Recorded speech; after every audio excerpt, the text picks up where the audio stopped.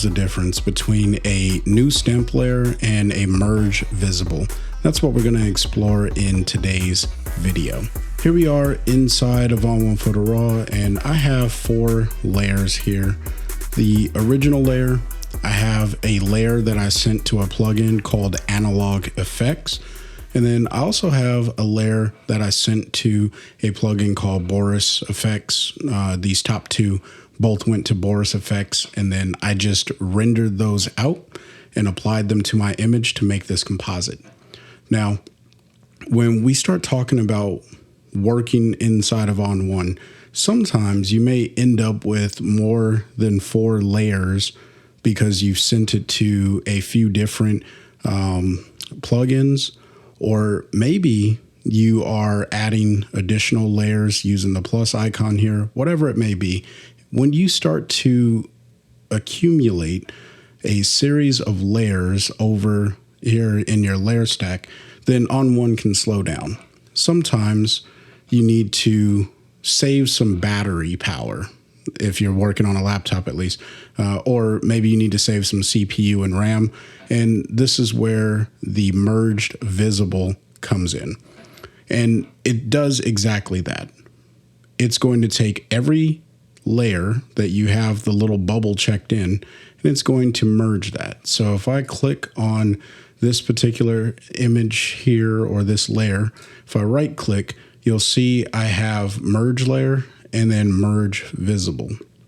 So if I click merge visible, what ON1 is going to do is squish everything down into a single layer. So now ON1 has merged everything into a single layer, and this is going to be a lot easier on my computer's processing power, and it's also going to be easier for me to add stylistic changes to an image should I need to. The problem with this particular workflow is it is destructive. As you can see, I no longer have those layers that I sent to Boris Effects and Analog Effects. I lose that capability. However, what I can do is I can click on effects here, and when I hit add, it's going to analyze for a second.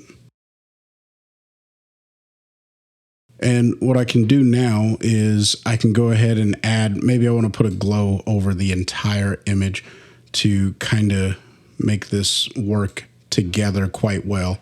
You know, the glow actually looks pretty good on this particular image. But what I could also do, I'm just going to get rid of the glow. We're going to hit add filter, and then we're going to add on a LUT.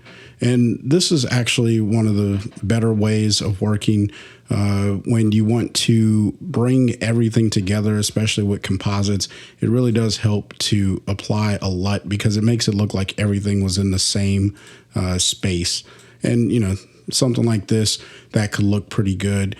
I'm really just doing this for demonstration purposes. I just put a bunch of layers together, and that's what I got here. But I think this was kind of a fun edit.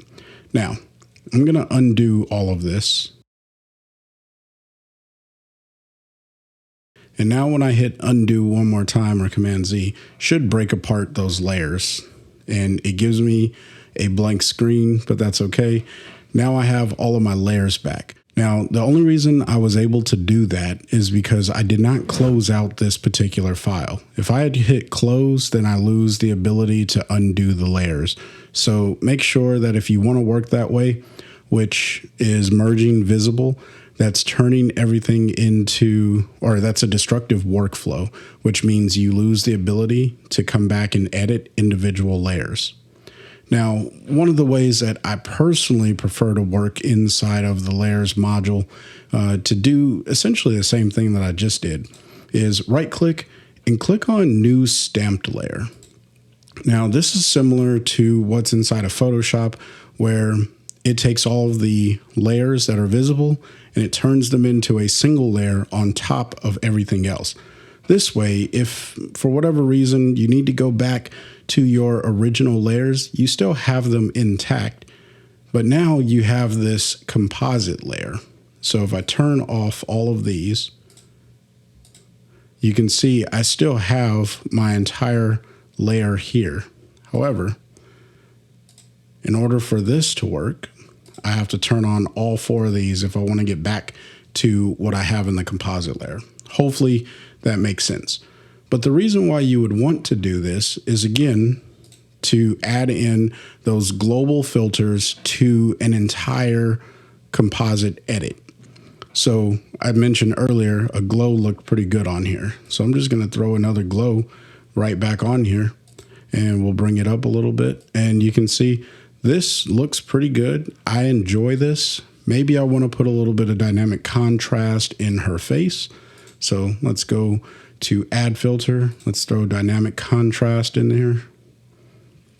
And then I'm going to go with surreal because I want to make this like look sci-fi. I don't know what I'm going for. I'm just messing around. But I'm going to grab the brush tool.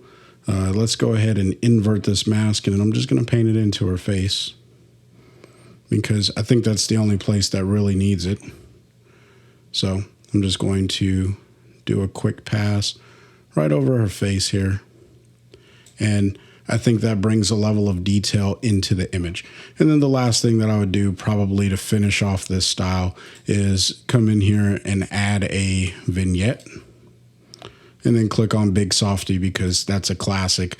And this just gives like some film look or cinematic look. So hopefully you found value in this tutorial. If you did, smash the like button and consider sharing this with someone who you think may benefit. If you're looking to pick up a copy of ON1 Photo Raw, then consider using my coupon code FreeWillPhotos20. It'll save you a little bit of money at checkout. It is an affiliate code or a link coupon, if you will.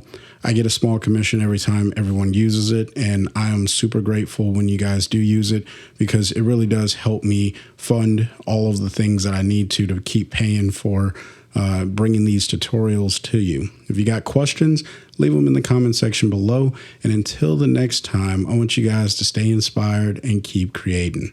Peace.